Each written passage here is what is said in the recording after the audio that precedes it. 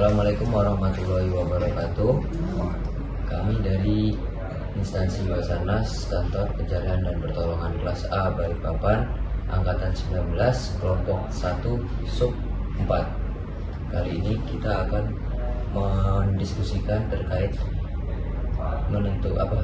isu manajemen ASN. Sebelum kita ke isunya, izinkan kami memperkenalkan diri. Nama saya Muhammad Zaki Sebastian Lutfi. Nama saya Muhammad Irfan Selamat. Nama saya Mafali Karawabil. Nama saya Pariono. Oke, selamat siang semuanya. Kita akan membahas 3 kasus ASN yang lagi hangat nih. Yang pertama, pemecatan ASN di Bandung karena penggelapan pajak. Yang kedua, pesta narkoba ASN di Bangkalan di dalam kantor saat jam kerja. Yang ketiga, sebuah video viral di YouTube yang menunjukkan perilaku buruk ASN. Tujuan kita adalah mengidentifikasi isu, menggali penyebabnya, dan merumuskan solusi. Selanjutnya, mari kita mulai dengan isu-isu yang utama terlebih dahulu. Bagaimana pendapatnya, Pak? Baik, terima kasih Zaki. Dari ketiga kasus ini, isu yang muncul serupa tapi juga ada yang spesifik, yaitu penyalahgunaan kepercayaan dan wewenang. Di Bandung, kasus penggelapan uang pajak. Kemudian di video viral mungkin perilaku yang menunjukkan ASN menggunakan jabatan untuk keuntungan pribadi. Dan di Bangkalan, ASN melanggar norma dasar jabatan dengan menggunakan fasilitas dan waktu kerja untuk kegiatan non profesional, yaitu narkoba. Lalu disiplin dan etika. ASN di kantor harus menepati jam kerja dan tugas. Pesta narkoba jelas melanggar disiplin dan etika, serta merusak citra instansi. Pengawasan yang lemah.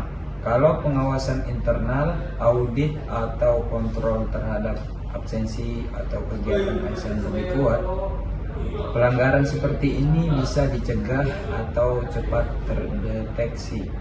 Kemudian budaya impunitas.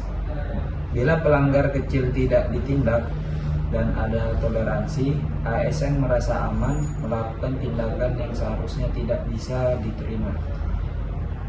Ya, izin menambahkan dari saya, ada faktor penyebab sistematik, kekosongan regulasi atau lemahnya implementasi regulasi.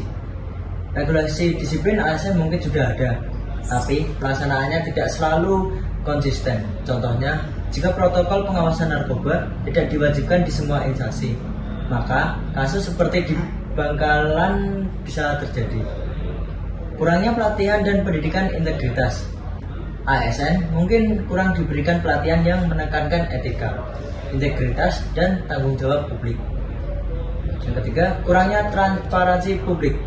Ya, publik dan media kadang menjadi satu-satunya jalan agar pelanggaran terungkap. Jika pemerintah lebih terbuka, masyarakat bisa mengawasi sebelum pelanggaran menjadi besar. Yang keempat, prosedur sanksi yang lambat dan birokratis. Proses pemecahan atau pemberhentian ASN yang melanggar kadang memakan waktu lama karena harus melalui banyak tahap yang memberi peluang bagi ASN untuk mengulur waktu atau mencari celah. Dari sisi masyarakat, saya melihat dampaknya. Yang pertama, kepercayaan terhadap pemerintah rusak.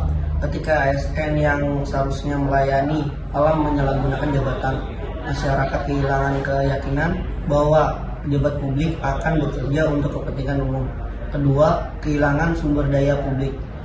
Pajak yang dipungut untuk layanan publik tetapi digunakan secara salah jelas merugikan masyarakat. Ketiga, ketidakadilan.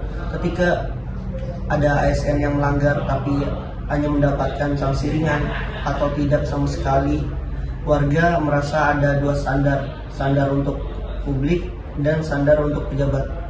Keempat, efek moral. Rekan ASN yang jujur bisa merasa kecewa, moral kerja turun karena melihat rekan yang melakukan pelanggaran tidak ditindak tegas.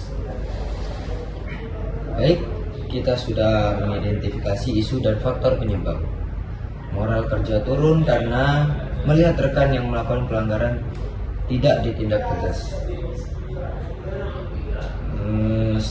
sekarang mari kita diskusikan apa solusi yang terbaik, apa yang bisa dilakukan supaya kasus-kasus seperti ini terus tidak terulang.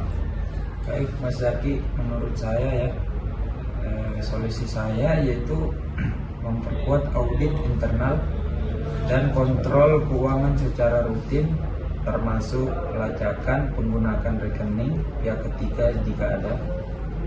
Kemudian penegakan disiplin yang jelas dan konsisten. Jika ada pelanggaran seperti narkoba di lingkungan kerja, harus segera diberikan sanksi yang sesuai hukum dan administratif. Adanya tes narkoba berkala dan pemeriksaan integritas sebagai bagian dari prosedur kerja ASN.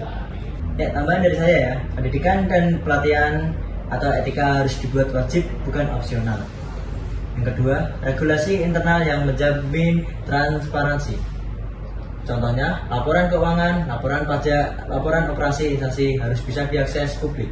Yang ketiga, percepatan prosedur sanksi, yaitu pemberhentian atau pemecatan ASN. Pelanggar harus dapat dilakukan dengan cepat bila bukti cukup, sehingga efek jera bisa tercipta. Pemerintah harus lebih terbuka terhadap pengaduan publik dan memberi akses transparan ke hasil penyelidikan atau proses sanksi. ASN harus dipandang sebagai pelayanan publik, bukan hanya sebagai pegawai yang tugasnya administratif saja, sehingga perilaku di luar tugas, apalagi hukum, harus dikontrol ketat.